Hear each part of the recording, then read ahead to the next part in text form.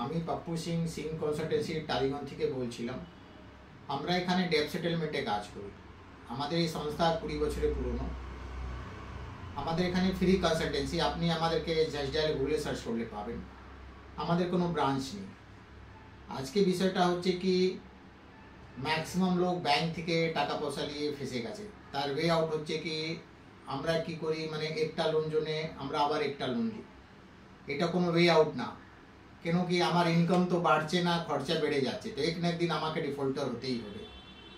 আমাদের চিন্তা ধারণা এটা থাকে কি, ভাই চলো আজকে আমরা লোনটা নিয়েছি, পাড়া সমাজ সোসাইটি আত্মীয় স্বজন বন্ধু কি ভাববে, বাড়িতে চলে আসবে ব্যাংক ছেলেগুলো, আমার সিভিলটা নষ্ট হয়ে যাবে, আমার ছেলে মেয়ে ভবিষ্যৎ নষ্ট হয়ে যাবে।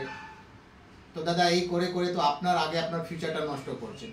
কেন, যা কিছু হচ্ছে সব প্রেজেন্ট কন্ডিশন পর হচ্ছে না। আজকে দিনটা আপনার সমস্যা আছে, আপনি ফিউচারে চিন্তা করছেন, এই চক্রে কি করছেন, আপনি লোন পর লোন নিয়ে যাচ্ছেন।